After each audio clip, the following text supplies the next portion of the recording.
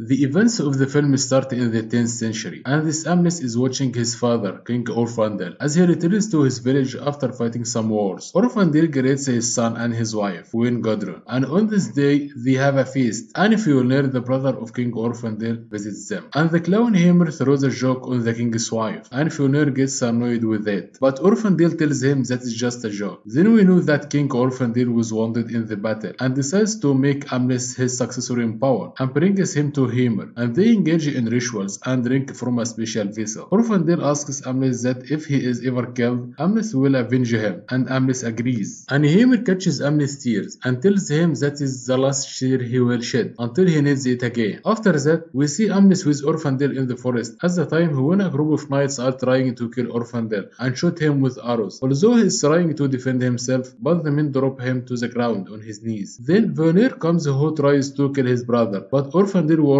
him and tells him that he may kill him, but his power over the kingdom will be for a short time. Verner cuts off his head and orders his men to kill Amnes, but he runs away from them and is arrested by one of Verner's soldiers. But Amnes cuts off his nose and flees. When Amnes returns to his village, he finds that Verner and his men have committed crimes with the citizens. Verner carries Gudrun, who is trying to scream and cry out for help. Amnes goes towards the ocean and takes a boat, and sails away repeating that he will avenge his father and save his mother and kill Verner. After several years, we see Amnes, a member of the Viking group, who has grown up to be fierce after engaging into their rituals. After that, the men invade his village, and Amnes slaughters the soldier, and the rest of his group chases after the women and children, and the survivors are taken as slaves. And in the evening, Amnes wanders in a dark and empty temple, and sees a vision of the blind Ceres, who presents him with the last tear he shed when he was a child, and tells him that now he has another chance to avenge his father, save his mother, and kill his uncle. The next day, Amnes speaks with one of his men, who tells him that Vanir was expelled from his kingdom by the king of Norway. Vanir and his people were forced to move to Iceland. Amnes sees a raven and considers it as a sign from his father to carry out his mission of revenge. After that, Amnes pretends to be a slave and sails with a slave boat with other Russian people. There, he meets his slave woman, Olga, who claims her ability to corrupt men's mind. While Amnes is sleeping next to her, he sees a vision of Orvandel, Gudrun, Hymir, special sword, and Olga herself. It appears that their boat capsized during a storm, and some of the slaves were killed, while the survivors swam to the shore. They are taken by Vanir's men and brought to the farm. Vanir married Gudrun and had a son, Gunnar, in addition to his eldest son, Thorir. Fjolnir notices Amnet and doesn't remember his origin, but admires his strength and size, and he also pays attention to Olga. On the evening of that day, Amnet sneaks out of his tent and tries to search for Fjolnir. He sees an animal and follows it to another tent, in which he meets Hewich, who is holding Hymir's head, who was killed by Fjolnir